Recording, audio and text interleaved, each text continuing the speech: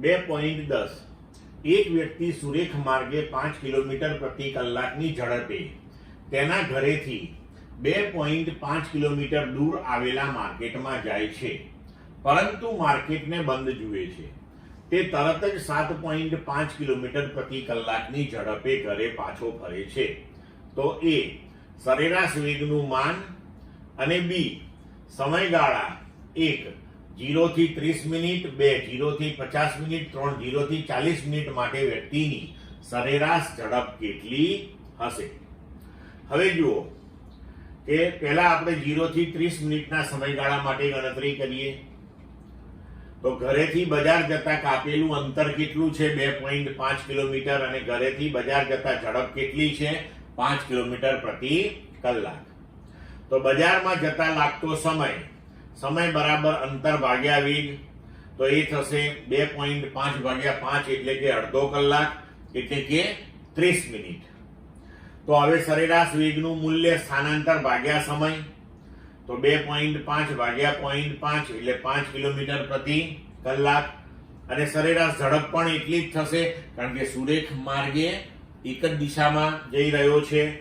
તો 2.5 ભાગ્યા 0.5 એટલે 5 કિલોમીટર પ્રતિ કલાક. હવે 0 થી 50 મિનિટ જોઈએ. તો એણે જોયું કે માર્કેટ બંધ છે, તો પાછા વળતા જે ઝડપ છે એની એ 7.5 કિલોમીટર પ્રતિ કલાકની છે. તો પાછા ઘર તરફ આવતી વખતનો વેગ 7.5 કિલોમીટર પ્રતિ કલાક. ઘરે પાછા પરત આવતી વખતે કાપેલું અંતર 2.5. તો હવે પાછા આવતી વખતે જે 2.5 કિલોમીટર અંતર કાપ્યું એના માટેનો સમય કેટલો? તો સમય બરાબર અંતર ભાગ્યા ઝડપ એટલે 1/3 કલાક થયું. તો એને 20 મિનિટ આપણે કહી શકીએ. તો મુસાફરી પૂર્ણ કરતા લાગતો સમય કેટલો થયો? તો ઘેરથી માર્કેટ જતા 30 મિનિટ આપણે અહીંયા ગણી હતી, માર્કેટથી પાછા ઘેર આવતા એને 20 મિનિટ થઈ અહીંયા ગણ્યું. તો આ મુસાફરી પૂર્ણ કરતા એને કુલ સમય લાગ્યો 50 મિનિટ. બરોબર? તો 50 મિનિટ એટલે 5 ભાગ્યા 6 કલાક.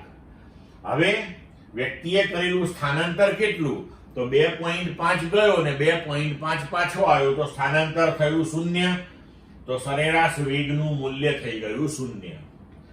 પણ હવે સરેરાશ ઝડપ લઈએ આપણે. તો કાપેલું કુલ અંતર 2.5 ગયો ને 2.5 પાછો આવ્યો, તો પથ લંબાઈ અથવા તો કુલ અંતર થયું 5 કિલોમીટર. તો સરેરાશ ઝડપ બરાબર પથ લંબાઈ ભાગ્યા સમય, તો આ થયું 6 કિલોમીટર પ્રતિ કલાક. હવે આપણે જોઈએ 0 થી 40 મિનિટના સમયગાળા માટે. તો ઘરથી માર્કેટ જવામાં 30 મિનિટ તો થઈ હતી એને. હવે ત્યાંથી પાછો ફર્યો, તો બાકીની 10 મિનિટમાં એને શું પ્રક્રિયા કરીએ જોઈએ. તો માણસ ઘરથી બજારમાં જવા માટે લીધેલો સમય 30 મિનિટ આપણે ગણેલો છે. તો પાછા ફરતા ગતિ કરવા માટે મળેલો કેટલો સમય થયો? તો કે 40 ઓછા 30 બરાબર 10 મિનિટ. તો 10 મિનિટમાં કાપેલું અંતર, તો પાછા ફરતી વખતનો વેગ 7.5 કિલોમીટર પ્રતિ કલાક છે.